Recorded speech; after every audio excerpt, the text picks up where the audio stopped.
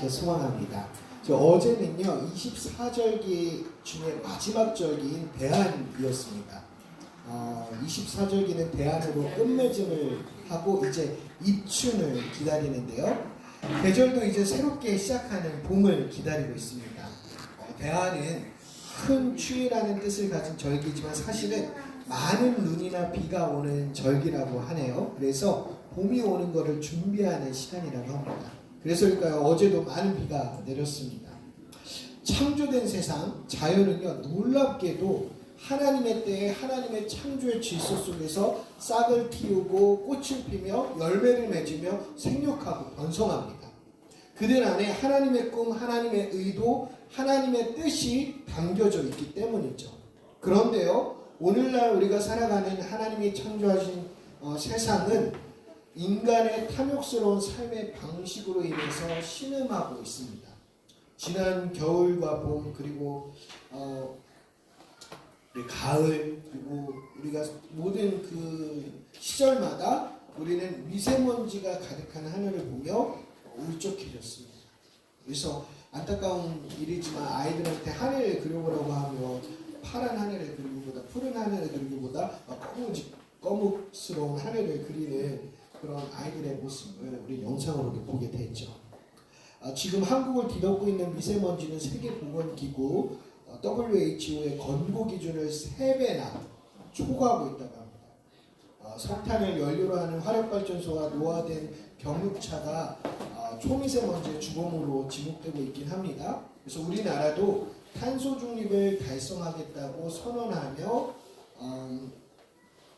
여러 가지 에너지 전환 및 산업 구조의 변화를 적극적으로 추구하고 있습니다. 여러 가지 노력을 하고 있지만 현실은 아직 미비한 수준인 것을 우리는 보고 있죠. 학자들은요, 지구의 평균 기온이 0.5도가 높아질 때마다 지구상에 살고 있는 생물들의 종류가 20%나 멸종할 것이다 라고 경고하고 있습니다. 인간의 꿈, 탐욕으로 인해 빚어진 세상은요 점점 더 멸종으로 향해서 달려가고 있는 것이죠. 방금 본 영상을 보면요 각자가 바라는 꿈이 있습니다. 꿈, 비전 참 중요한 단어이죠. 그런데 많은 사람들이요 꿈과 비전을 자신의 욕심이나 성공과 명예를 위한 목표로 삼는다는 거예요. 꿈과 비전이 나를 위한 목표가 될 때 자연 환경과 주변의 사람들은요 자신의 꿈과 비전을 위한 도구, 재료로 전락하고 맙니다.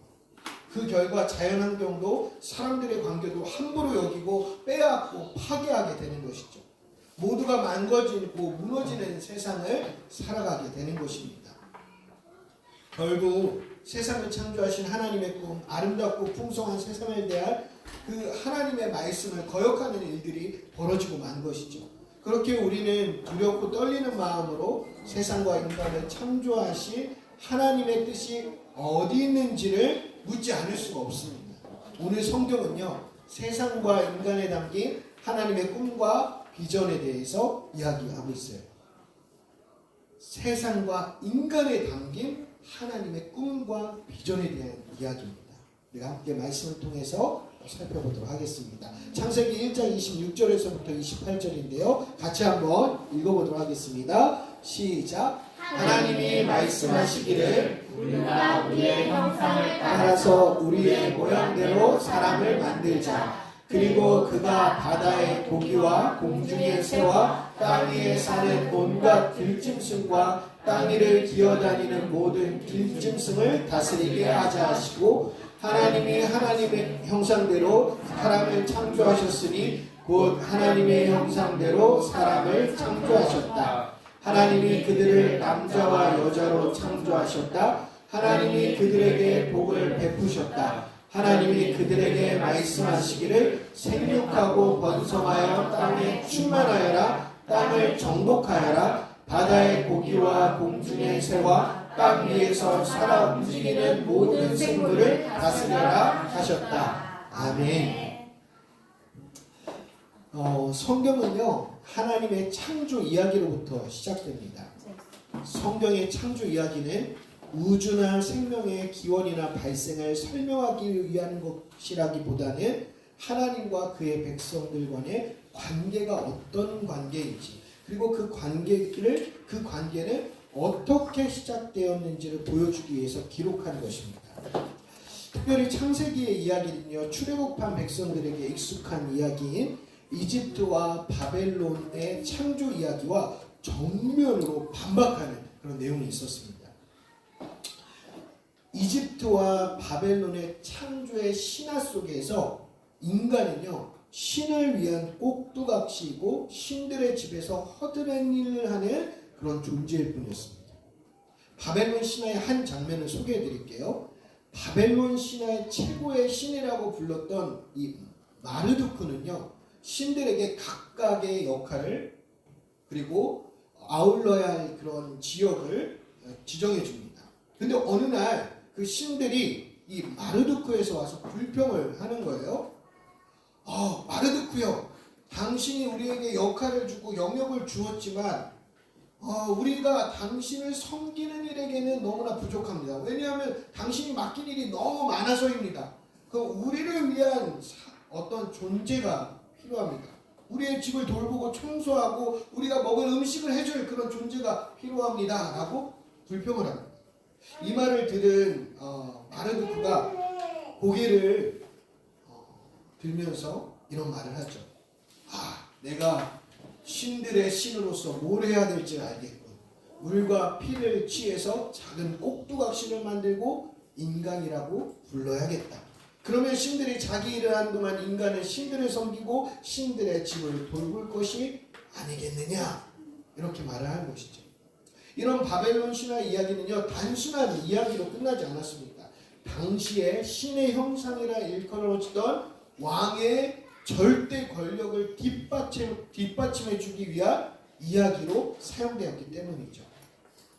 그런 신화에 익숙해진 사람들은요, 왕들로부터 자기들이 받고 있는 차별, 억압, 착취를요, 마치 신이 부여한 운명으로 받아들이고 만 것입니다. 그런 그들에게 모세가 들려주는 창조의 하나님의 이야기는요, 하나님이 창조하신 세상과 그들의 인간의 이야기는 그들이 익숙했던 이야기와는 정반대, 아주 놀랄만한 혁명과 같은 이야기로 들려진 것이죠. 그래서 창조의 성경 이야기를 보면요, 성경의 창조 얘기를 보면 하나님께서 인간을 창조하실 때 신들의 허드렛 일을 하라고 창조하신 것이 아니라고 설명합니다. 그게 26절이었는데요. 우리 26절 주보에도 있습니다. 다시 한번 읽어보도록 하겠습니다. 시작. 하나님이 말씀하시기를 우리가 우리의 형상을 따라서 우리의 모양대로 사람을 만들자. 그리고 그가 바다의 고기와 공중의 새와 땅 위에 사는 온갖 들짐승과 땅 위에 기어다니는 모든 들짐승을 다스리게 하자 하시고. 아멘. 하나님께서는요, 사람을 당신의 형상 혹은 모양대로 만들기로 작정하십니다. 형상과 모양대로 지어졌다는 의미는요, 우리가 하나님과 닮은 사람이자 또 하나님이 가장 사랑하시는 피조물이라는 뜻입니다. 하나님을 닮았다는 것은요, 눈에 보이는 형상이나 모습이라기보다는 성품, 마음을 뜻하는 말입니다. 하나님은 하나님의 마음을 닮은 우리를요, 사랑하셨고요, 또한 신뢰하셨습니다. 이게 중요해요.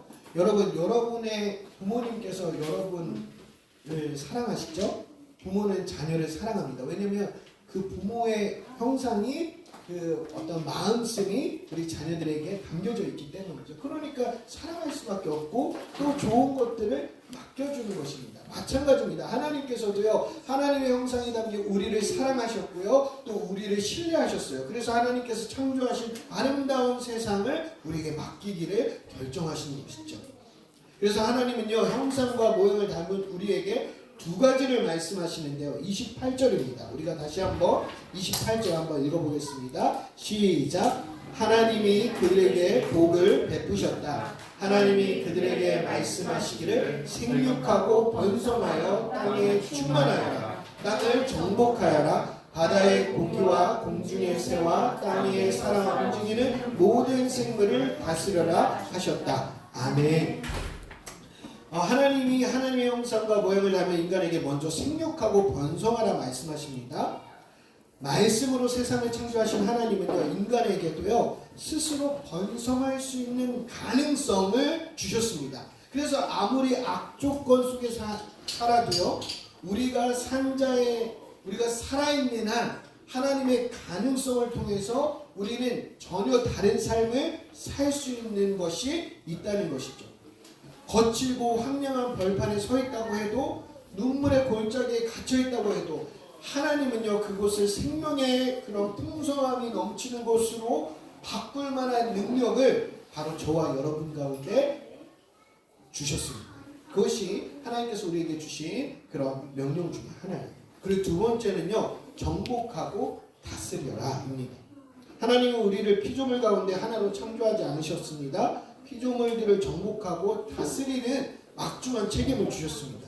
근데 문제는요, 이 정복하고 다스려라는 단어가 매우 오해의 소지가 많다는 것입니다.